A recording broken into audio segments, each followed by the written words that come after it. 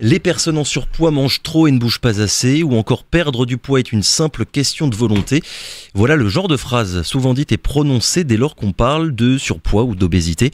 C'est justement pour en finir avec ce genre d'idées reçues et pour lutter plus efficacement contre la grossophobie qu'est organisée chaque année la journée mondiale de lutte contre l'obésité. Ça s'est passé lundi, mais après-demain, samedi, une matinée d'animation autour du poids et de l'obésité va être organisée. Pour en parler, Théo Duchossois est notre invité ce matin. Bonjour. Bonjour. Et merci beaucoup d'avoir accepté notre invitation. Bienvenue sur Radio Pays, Théo Duchossois. Vous êtes diététicien à l'hôpital de Cayenne. Pour un peu contextualiser les choses avant de commencer, je vais quand même donner quelques chiffres, puisqu'en France, l'obésité, ça touche 17% des adultes, plus d'1 milliard de personnes partout sur Terre.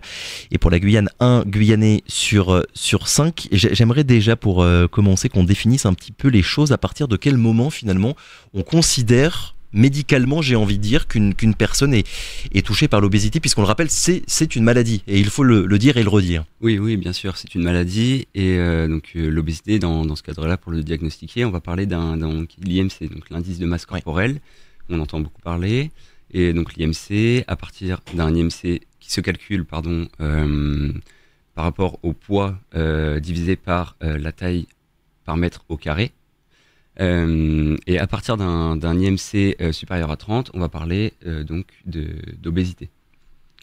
Et donc c'est à partir de ce moment-là qu'on va diagnostiquer l'obésité et qu'on va donc commencer une démarche de prise en soin avec tout le monde. Du coup, obésité, surpoids, la différence entre les deux, c'est surtout une question de seuil finalement. Ouais, de seuil d'IMC. Donc au-dessus d'un IMC de 25, on parlera de surpoids, et un IMC au-dessus de 30, on parlera d'obésité.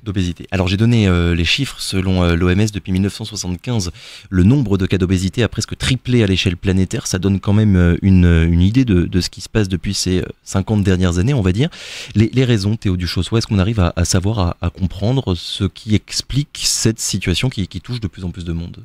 Oui, déjà il y a le fait que il y a un fort développement des fast-foods.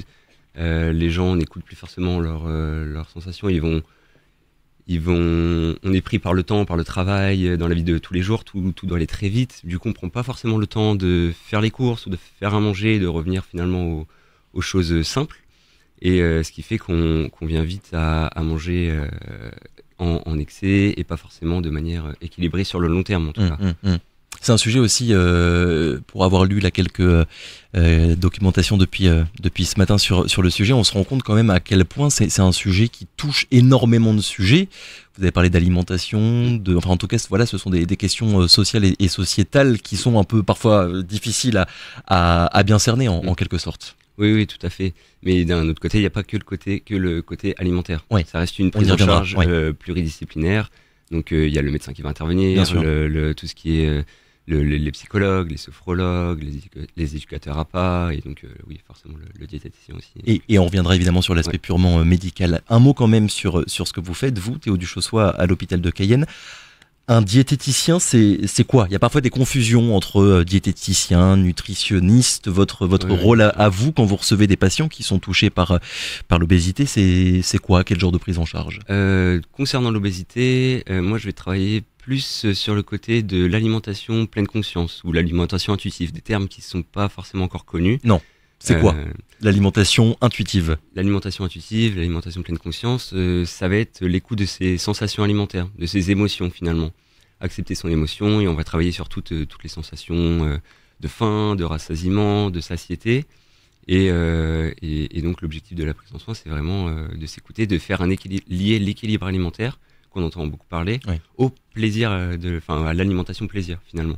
C'est quelque chose de nouveau finalement, on n'en parlait pas, les médecins n'utilisaient pas ce concept auparavant. Ce concept auparavant n'était pas utilisé par les médecins ou les autres paramédicaux, et c'est vrai que c'est assez récent, c'est des termes qui sont assez récents, et l'objectif c'est d'en parler de plus en plus, et de rechercher toujours un peu plus sur ce sujet-là. Avec les paramédicaux, on s'ouvre à cette vision-là des choses pour la prise en soin du surpoids et de l'obésité, même chez le bien portant d'ailleurs. Oui.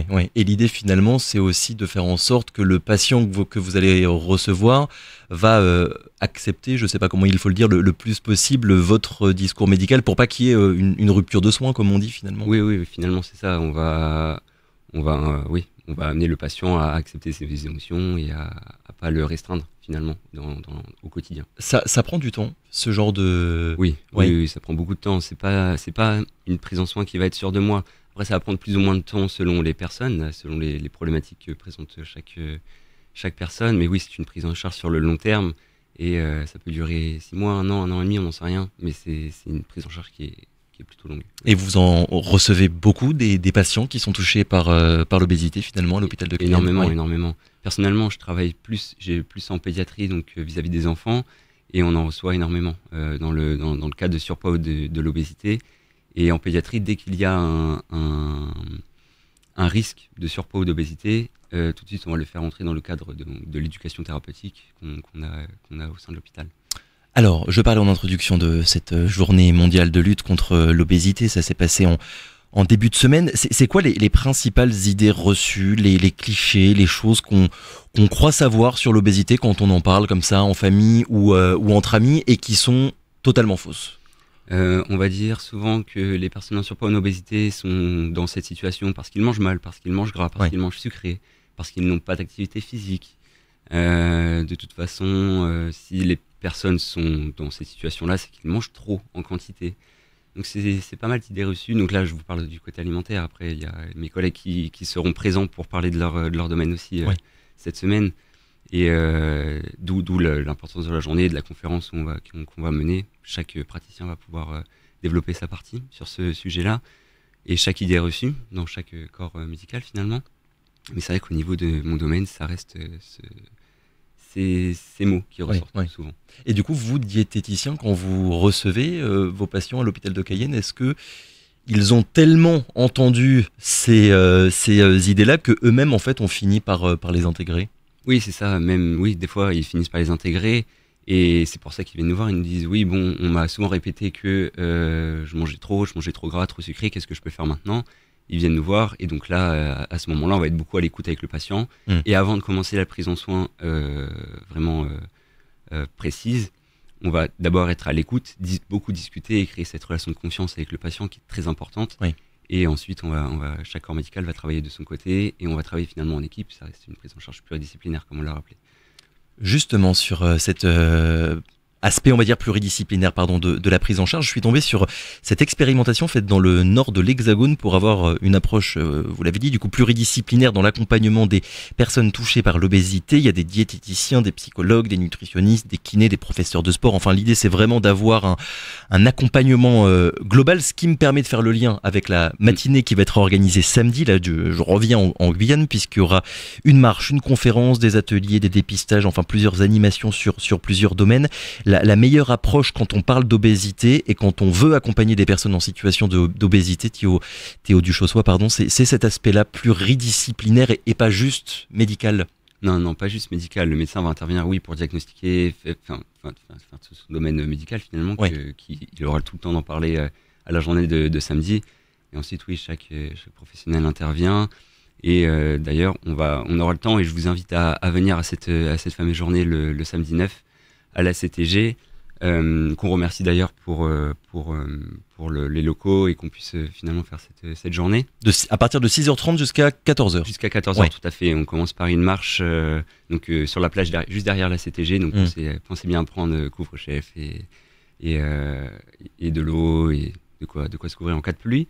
Mais donc oui, ensuite on aura une conférence, chaque praticien va intervenir, donc chaque praticien va commencer à décrire sa prise en soin dans le surpoids et dans l'obésité, mais elle va aussi servir en tant que discussion vis-à-vis des personnes qui seront présentes, très important. Nous, on va être là pour parler de notre métier, mais aussi discuter avec les gens, les patients, peut-être qu'ils sont déjà pris en charge à l'hôpital. Et d'ailleurs, il y a une association qui existe, l'AGO, l'association Guyane Obésité, une association créée par des patients, finalement, qui ont été pris en charge à l'hôpital. Et voilà, ça reste très, très intéressant. Puisqu'on parle de finalement cette approche pluridisciplinaire, on va s'arrêter quelques instants sur le discours médical. Il y a beaucoup de témoignages qui existent de personnes touchées par l'obésité et qui rapportent un discours médical très souvent, en tout cas trop souvent culpabilisant. Est-ce que déjà premièrement c'est quelque chose que vous constatez vous en tant que diététicien et est-ce que voilà il y a des efforts à faire aussi à ce niveau-là finalement côté médical? Oui, côté médical, c'est vrai que je le constate. Il y a beaucoup quelques médecins qui vont avoir certains discours culpabilisants, d'autres non, pas du tout, et plutôt ouverts d'esprit. Oui. Et oui, j'encourage vraiment, que ce soit du côté médical, paramédical, à s'ouvrir à cet esprit. C'est l'objectif de cette journée.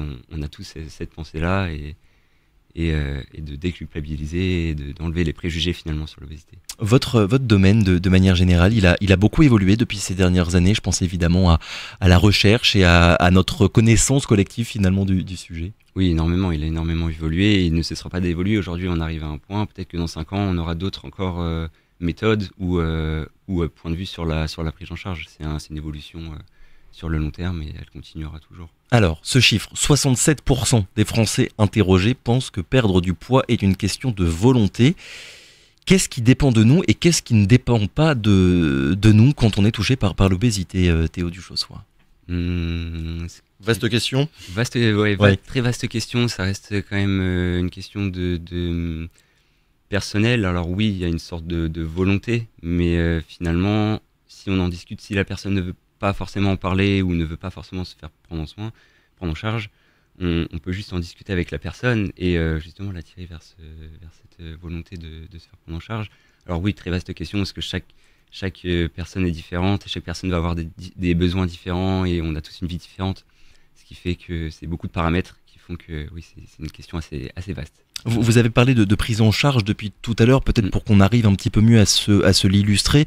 Ça ressemble à quoi? Vous, juste en tant que diététicien, je parle pas, parce que ce serait un autre sujet avec d'autres personnes, de ce que vos collègues peuvent faire, mais vous, de votre côté, voilà, qu'est-ce que vous faites concrètement au fur et à mesure de cette prise en charge-là avec vos patients? On va passer donc sur la première phase va être vraiment de la discussion, de l'écoute. Oui. On va chercher à comprendre les problématiques du patient dans sa vie en général, sur ses émotions, tout ça. Oui.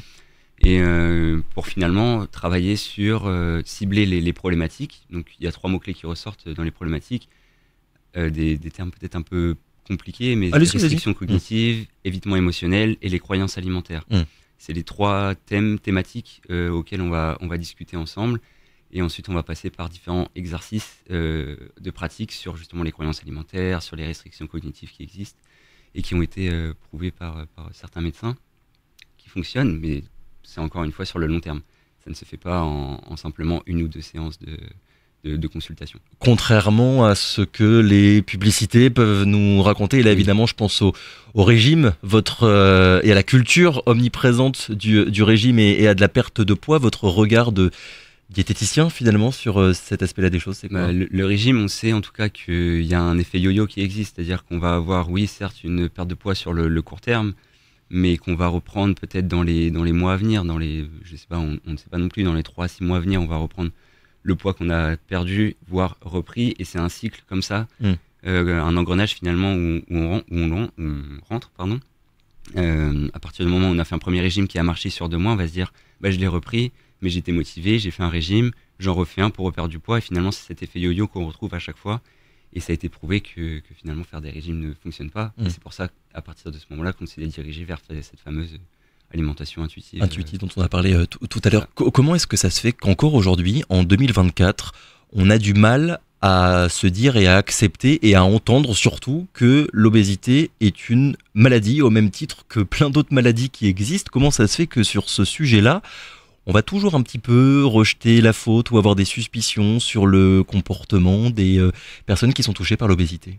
Parce que l'obésité, c'est l'idée d'être, en fait, beaucoup, bon là c'est encore une fois dans mon domaine de l'alimentation, mais on va beaucoup dire que les personnes mangent beaucoup et on a du mal à voir ça comme une maladie. C'est plus, beaucoup de personnes pensent que c'est par rapport à un problème de soi finalement, de ses comportements. On se dit s'il est obèse, c'est de sa faute. C'est de sa faute, oui. Parce qu'il mange trop, parce qu'il ne fait pas d'activité physique, ou alors tout simplement, tu es obèse, va voir un médecin, va voir un praticien, et c'est pas forcément évident quand on est dans cette situation-là de se dire, de se motiver à aller voir un psychologue, un diététicien, un médecin ou d'autres professionnels de santé.